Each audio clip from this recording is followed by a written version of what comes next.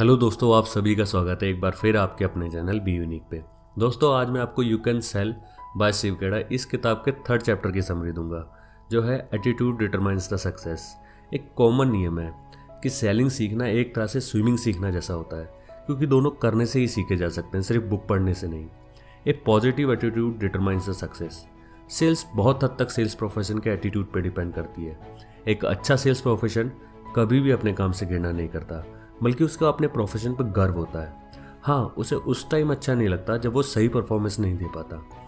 अच्छा, एक छोटी सी स्टोरी बताता हूँ। एक बार की बात है कि 2 सेल्समैन अफ्रीका गए, दोनों अलग अलग गाँव में। उन्होंने देखा कि वहाँ कोई भी जूते नहीं पहनता था। तो एक सेल्समैन ने तुरंत अपने मैनेजर को बताया कि यहाँ तो कोई शू मार्केट है ही नहीं, क्योंकि यहाँ कोई भी बंदा जूते नहीं पहनता, तो मैं आज ही वापस आ रहा हूँ। जबकि दूसरे बंदे ने कहा कि आज तक की सबसे बड़ी सेल्स के लिए तैयार रहिए, यहाँ तो बहुत बड़ी मार्केट होगी, क्योंकि यहाँ कोई जूते ही नहीं पहनता और हम यहाँ सबको जूते पहनेंगे। सो प्रोडक्शन साइज तेज कर दीजिए। सो यहाँ अंतर था सिर्फ एटीट्यूड का। अब मैं आपको एक किस्सा और बताता हूँ। वैक्यूम क्लीनर सेल्समैन इन ए स्नो स्टॉर्म। विनर्स हमेशा नेगेटिव सिचुएशन को पॉजिटिव में बदल देते हैं। दिक्कतों के बावजूद भी विनर परफॉर्म करते हैं, जबकि लूजर अपनी पूरी जिंदगी बहाने बनाते रहते हैं। ज़्यादातर लोग जो अपने आप को सेल्समैन कहते हैं वो असल में ऑर्डर टेकर्स होते हैं, बल्कि वो एक अच्छे ऑर्डर टेकर्स भी नहीं होते। इस प्रोफेशन में अक्सर बहुत लोग सुपर हिट हो जाते हैं और बहुत से लोग फ्लॉप। क्यों? एक ही कंपनी में होकर एक ही प्रोडक्ट होते हुए लगभग सेम सी टेरिटरी में कुछ लोग 10, 20 या 100 गुना सेल्स कर पाते हैं, और जबकि कुछ भी नहीं। दोस्तों, काबिलियत हमें सिखाती कि कैसे करना है, मोटिवेशन डिसाइड करता है कि क्यों करना है, लेकिन एटीट्यूड निश्चित करता है कि हमें कितना अच्छे तरीके से करना है। जब मैं वैक्यूम क्लीनर का डेमो देता था तो ज़्यादातर लोग सेल्स ना कर पाने के फ्रस्ट्रेशन से क्विट कर देते थे, लेकिन एक बंदा था जो सेल्स में हमेशा टॉप पे रहता था।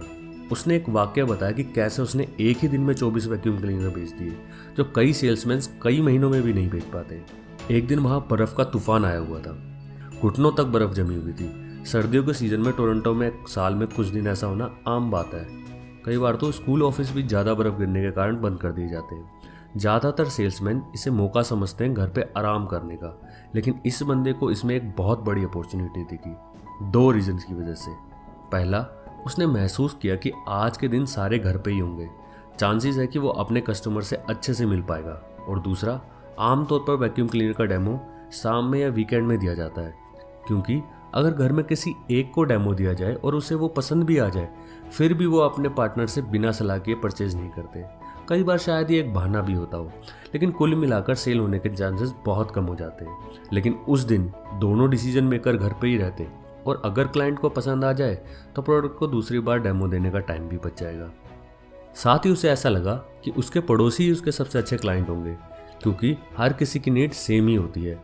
बस ये है कि वो अपना सामान कहीं और से लेके आते होंगे और वो बंदा 10 से 30 मील जाके अपना डेमो देता है। तो क्यों ना अपने पड़ोस में ही बेचा जाए। तो वो अपने स्नो शूज पहन के निकल पड़ा वैक्यूम क्लीनर के साथ। उसने अपने पड़ोसी के यहाँ डोरबेल बजाई और कहा, हेलो, मेरा नाम जॉन है और मैं आपका पड़ोसी हूँ। ये शर्म की बात है कि हम पहले नहीं मिल सके। हम आपके जैसे परिवारों की मदद करते हैं ताकि वो एक हेल्दी एनवायरनमेंट में रह सके। आपको बुरा तो नहीं लगेगा कि अगर मैं आपको एक छोटा सा डेमोन्स्ट्रेशन दे दूँ? घर में दोनों पार्टनर की वजह से लगभग 10 में से 9 बार उसे एंट्री मिल ही जाती कि बिल्कुल आइए, और वो बंदा भी बिना किसी जल्दबाजी के आराम से डेमो देता, और दोनों डिसीजन मेकर के घर पे ही प्रेजेंट होने की वजह से उनका डिसीजन लेना भी आसान हो जाता। अब एक बार ज़रा अभी तक हुए सिनेरियो में अप्रोच को एनालाइज करिए। फर्स्ट, उसने डोरबेल बजाई, वो बाहर था और उसका क्लाइंट अंदर।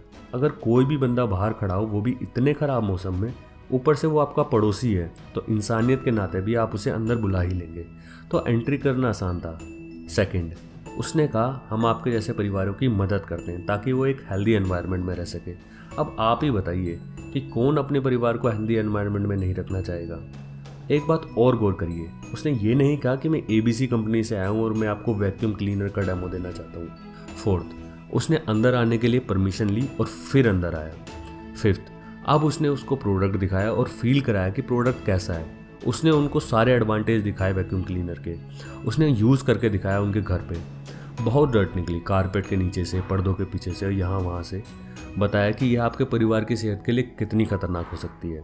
सिक्स्थ, वही डस्ट उसने बाउल में निकाल कर दिखाई और पूछा कि मैं जानता हूँ कि आप अपनी फैमिली को हेल्दी एनवायरनमेंट में रखना चाहते हैं, है ना?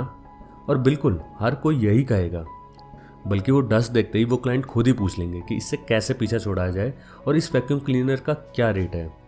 7th, और उसके बाद अगर उनमें से किसी के मन में भी कोई संदेह है तो वो उन्हें क्लियर करे। 8th, क्लोजिंग होता सेल। जो कुछ भी रिजल्ट निकले वो निर्भर करता है आपके मन में आए विचारों पर, चाहे वो पॉजिटिव हो या नेगेटिव। जैसा विचार वैसे रिजल्ट। ऊपर का सिनेरियो सुनने के बाद आपको नहीं लगता क्या एटीट्यूड था, क्या अप्रोच थी और क्या बेहतरीन मौका था। अच्छा, एक याद रखने वाली बात, जब तक आपकी आंखें आपके गोल पर हैं तब तक आपको कोई अड़चन नज़र नहीं आनी चाहिए। जिस क्षण आपने अपनी आंखें अपने गोल से हटाई, बस दुनिया भर की अड़चने ही अड़चने। गुड सेल्स प्रोफेशनल ड्राइवर की तरह होते हैं जो अपने डेस्टिनेशन पर पहुंचने तक बस चलते रहते हैं, जबकि दूसरी तरफ फेलियर नर्क में जी रहे होते हैं। वो कोई एफर्ट नहीं करते, बस उम्मीद रखते हैं कि सब ठीक हो जाएगा और हमेशा हेल्पलेस फील करते हैं। इनसिक्योरिटी से बाहर निकलने का सबसे आसान तरीका है मीडियोक्रिटी से ऊपर उठना। मीडियोक्रिटी आपको ऊपर नहीं उठने देती। मीडियोक्रिटी आपको मीडियोकर लाइफ और मीडियोकर इनकम देती है, बस, और कुछ नहीं। लाखों लोग अपनी ज़िंदगी में बिना कुछ बड़ा किए ही मर जाते हैं। यही वो लोग होते हैं जो खुल के पूरे मन से नहीं जी पाते, अधूरे अरमानों वाले लोग, वो जो हमेशा सोचते हैं, उम्मीद लगाए रखते हैं, बार बार प्लान बनाते हैं, लेकिन असल में करते कुछ भी नहीं, जो बस दुनिया को आगे जाता हुआ देखते हैं। वो बातें बहुत और काम कम करते हैं। उनके पास केवल इंटेंशंस होती हैं, एक्शन नहीं।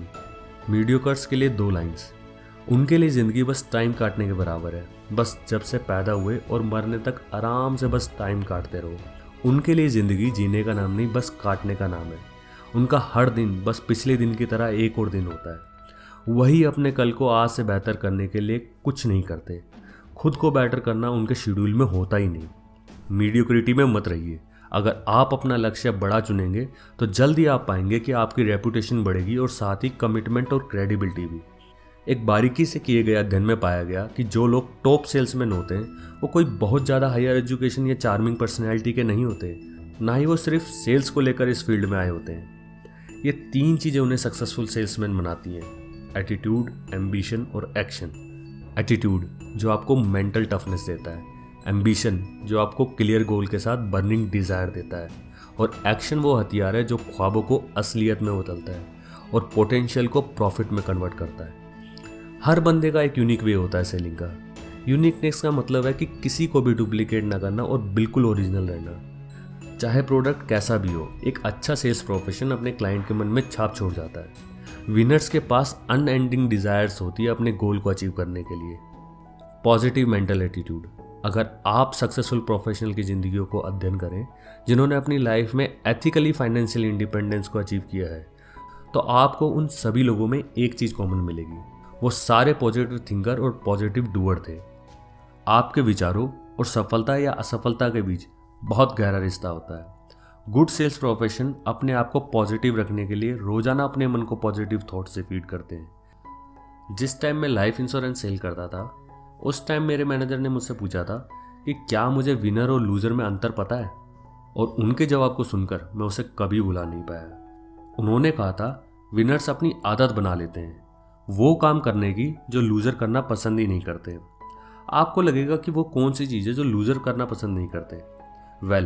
वो सभी चीज़ें वो हैं जो विनर भी करना पसंद नहीं करते, लेकिन कुछ भी हो वो उसे करके ही दम लेते हैं। जैसे लूज़र्स कठिन परिश्रम नहीं करना चाहते, वैसे ही विनर भी नहीं करना चाहते, लेकिन फिर भी वो उसे करते हैं। लूज़र्स सुबह जल्दी नहीं उठना चाहते, वैसे ही विनर भी सुबह जल्दी नहीं उठना चाहते, लेकिन फिर भी वो उठते हैं। ये बिल्कुल एक एथलीट जैसा है जो रोज़ मेहनत करता है, रोज़ प्रैक्टिस करता है।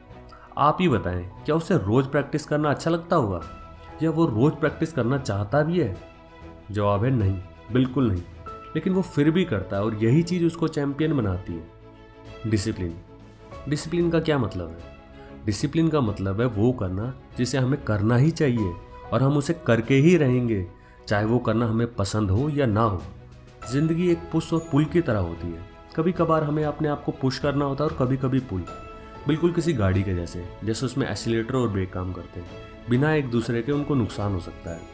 उसी तरह एक आर्मी भी बिना डिसिप्लिन के फेल हो सकती है। डिसिप्लिन आर्मी के लिए आत्मा जैसी होती है जो उसे मजबूती देती है, हिम्मत देती है वो करने का जो असल में किसी की सोच से भी बड़ा हो। इसी तरह एक गुड प्रोफेशनल को भी हमेशा अपना बेस्ट देना चाहिए, और ये ज़रूरी नहीं कि आपका बेस्ट देने से काम हो ही जाए। ये ज़रूरी है कि वो किया जाए जिससे आप अपनी ज़िंदगी में सफल हो सकें। इसी वजह से गुड सेल्स प्रोफेशनल को हमेशा अपने आप को इम्प्रूव करते रहना चाहिए। कॉमन कोल्ड को कुछ मेडिकेशन लेके कुछ ही टाइम में ठीक किया जा सकता है, लेकिन पॉजिटिव एटीट्यूड डेवलप करने में थोड़ा टाइम लगता है। रोज़ कोशिश करिए अपने एटीट्यूड को पॉजिटिव करने का, अपने दिमाग को पॉजिटिव थॉट्स फीड करने का। तो दोस्तों, आज के लिए इतना ही। तब तक के लिए टेक केयर।